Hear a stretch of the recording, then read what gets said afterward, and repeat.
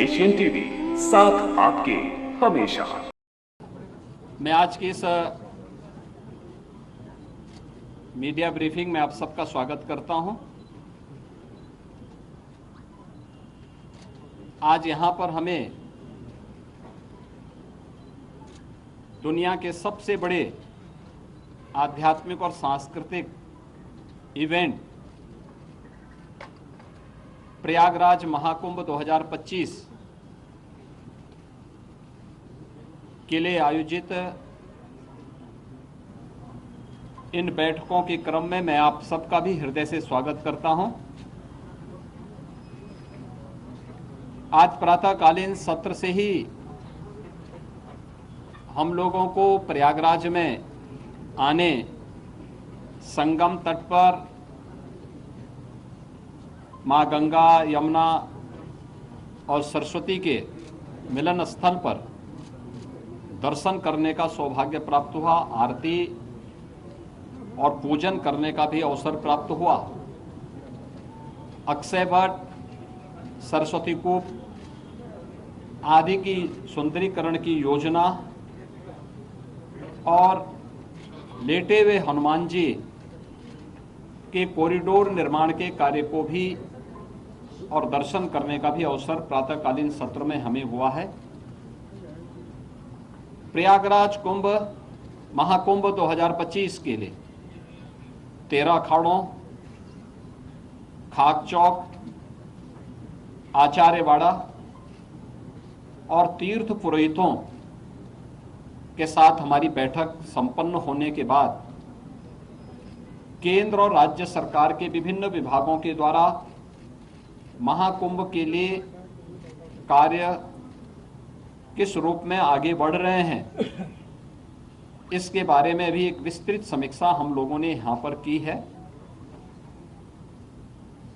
दिव्य एवं भव्य कुंभ के जो थीम प्रधानमंत्री मोदी जी ने 2019 में हम लोगों को दी थी, कुंभ भी स्वच्छ, सुरक्षित और सुव्यवस्थित हो सकता है। 2019 का प्रयागराज कुंभ उसका एक उदाहरण बना था। वह एक्सपीरियंस उत्तर प्रदेश टीम के पास है और उस अनुभव का लाभ लेते हुए 2025 के महाकुंभ की तैयारी युद्ध स्तर पर आगे बढ़ चुकी है। अब तक 5,600 करोड़ रुपए से अधिक की प्रोजेक्ट को, प्रयागराज को भी भव्य और सुंदर बनाना है। 2019 में प्रयागराज की शोभा पर पूरी दुनिया आकर्षित हुई थी। लगभग 24 करोड़ श्रद्धालु जनों ने प्रयागराज आकर के संगम में स्नान किया था और इतने बड़े आध्यात्मिक और सांस्कृतिक आयोजन में सहभागी बने थे।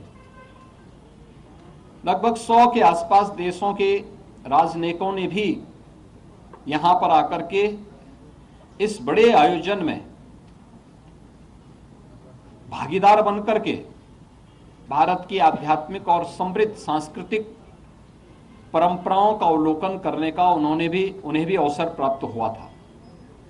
और उसी को और भव्य रूप देने के लिए हम लोगों ने यह कार्रवाई विभिन्न विभागों ने प्रारंभ की है, जिसमें उत्तर प्रदेश सरकार के साथ साथ केंद्र सरकार के भी रेलवे के द्वारा, एयरपोर्ट अथॉरिटी के द्वारा, भारतीय राष्ट्रीय राजमार्ग प्राधिकरण के द्वारा और भी अन्य विभागों के द्वारा मिलकर के बेहतरीन तरीके से अपने कार्यों को आगे बढ़ाया जा रहा है।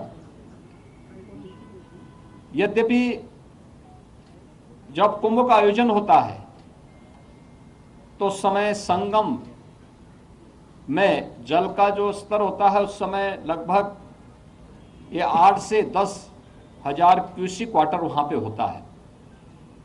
आज प्रातःकालीन सत्र में हम लोगों ने देखा है जल की मात्रा भी लगभग 2.25 लाख से लेकर 2.5 लाख क्यूसिक वाटर अभी यहाँ पे जल है।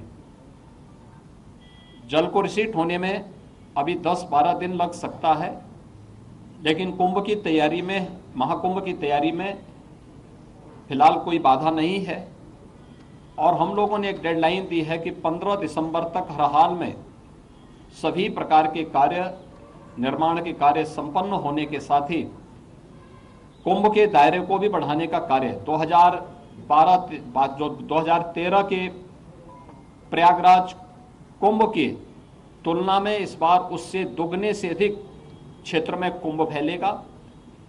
हमारा प्रयास होगा कि पीक डे के दिन जो मुख्य मुख्य पर्व हैं, पौष पूर्णिमा 13 जनवरी से लेकर के और महाशिवरात्रि 26 फरवरी तक, ये जो अलग अलग पर्व पड़ेंगे जिसमें पौष पूर्णिमा है, मकर संक्रांति है, मौनी अमावस्या है, बसंत पंचमी है, माघी पूर्णिमा है और शिवरात्रि है, इन 6 प्रमुख त्योहार जो स्नान होंगे, पर्व और त्योहार पड़ेंगे, पीक डे के दिन छोड़ करके शेष अन्य दिनों पर किसी भी श्रद्धालु को 1 किलोमीटर से अधिक पैदल न चलना पड़े।